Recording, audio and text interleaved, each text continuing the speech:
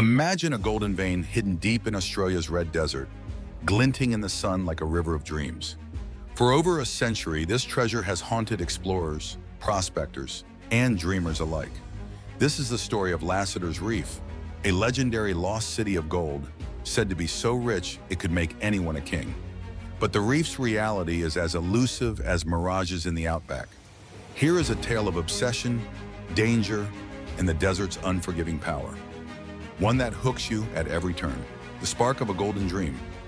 The late 1800s were a time of gold fever in Australia. Everyone wanted a piece of the treasure buried beneath the red dirt. Into this world of hope and danger wrote Harold Bell Lasseter, a tall, wiry young man born in 1880 in Victoria to English immigrants. By his teens, Harold was already drawn to adventure, moving west in search of fortune. He claimed to have found a massive quartz reef in central Australia, stretching for miles and full of gold. Some said the gold assayed 3 ounces per ton, enough to change a life forever. Lasseter didn't take the gold home. He marked its location, trusted the desert to hold his secret, and vanished into its vast emptiness. This wasn't unusual in the Outback.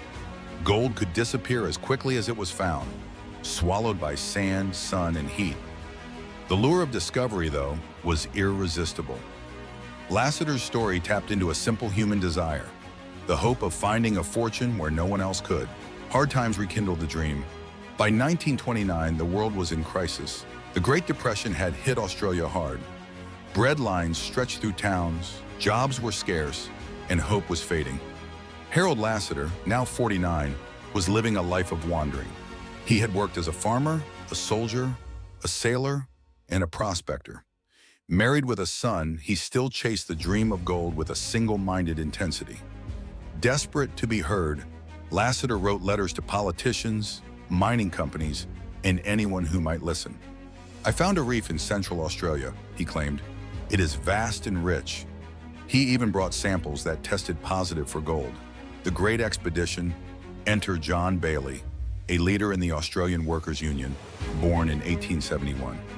Bailey was a man who believed in hard work and the rewards of labor.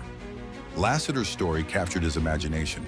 He raised £11,000, a fortune at the time, to fund what became the Central Australian Gold Exploration Expedition, CAGE, in 1930. The expedition was enormous. 6 trucks, camels, a biplane, and a crew of prospectors and guides. Lasseter was the map maker, sketching rough landmarks and hoping that they would lead to the reef. On July 21, 1930, the expedition left Adelaide with newspapers proclaiming, "Lasseter's quest for gold."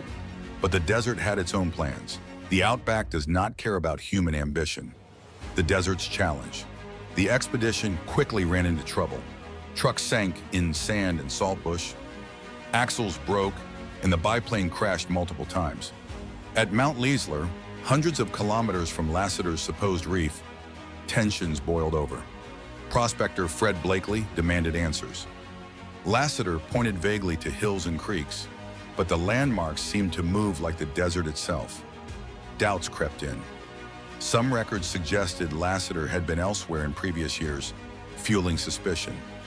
The men began to see him not as a guide, but as a dreamer lost in his own story.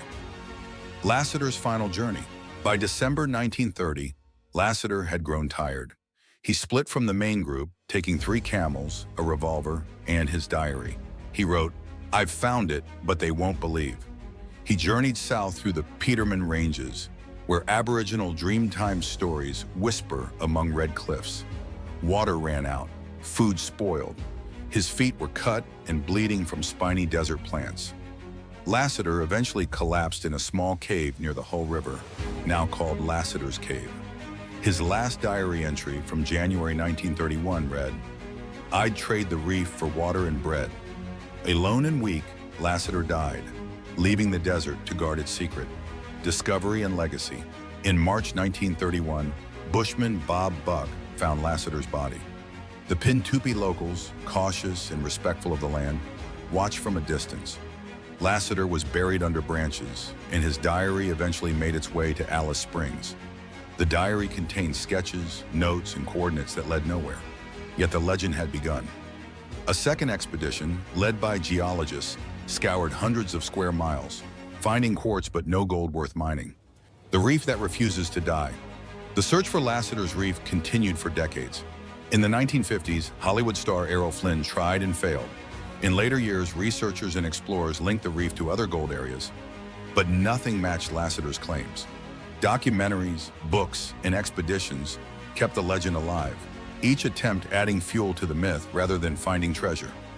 One of the most emotional chapters came in 2012, when Bob Lasseter, Harold's son, retraced his father's steps. He insisted Dad wasn't lying, his voice filled with emotion. Even modern scans and drone surveys have hinted at mineral deposits, but the legendary reef remains elusive. Understanding the legend, Lasseter's Reef is more than gold. It is a reflection of the Australian Outback itself. The desert is harsh, unforgiving, and full of secrets. Many Aboriginal communities regard the Peterman Ranges as sacred, and the land holds stories older than any gold rush. Historians suggest Lasseter's story could have been inspired by real discoveries, local gold tales, or even his own dreams. Geologists argue that a reef of the size he claimed is unlikely in Central Australia, yet that has not stopped explorers and dreamers from looking. The true treasure. Perhaps the real treasure of Lasseter's Reef is the spirit of adventure and human curiosity. Lasseter's story reminds us why people explore, not just for wealth, but for the thrill, the challenge, and the hope of discovery. It shows the risks of obsession, the dangers of underestimating the desert, and the strength of dreams that refuse to die. When Bob Lasseter scattered his father's ashes in 2014 near the cave where Harold died, he carried a message: keep looking. And so Australians and adventurers continue to look, not just for gold, but for the story itself. Why we still chase Lasseter's Reef. The reef has inspired countless explorers, filmmakers, and writers. Its legend shows how stories can become bigger than facts. It also reminds us of the human cost of obsession. Harold Lasseter paid the ultimate price. Yet, like all great myths, it has a universal appeal. It is about chasing what seems impossible. It is about testing your limits against nature. It is about walking alone in a desert and believing that dreams are worth dying for. Even today, people use Lasseter's map, old diaries, and modern tools to search the vast outback. Some hope to find gold. Others just want to follow the adventure that Harold began. Lasseter's Reef remains a mystery. Was it ever real? Did Harold find it, or did he see a treasure in the desert that only existed in his mind? We may never know.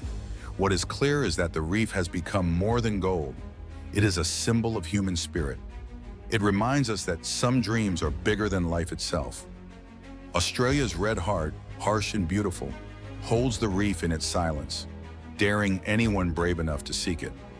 The story of Lasseter's Reef hooks us because it is a mix of courage, tragedy, and wonder. In the end, maybe the lost city of gold isn't lost at all. Perhaps it lives in every heart that dares to dream, chasing a spark that refuses to fade. Thanks for watching.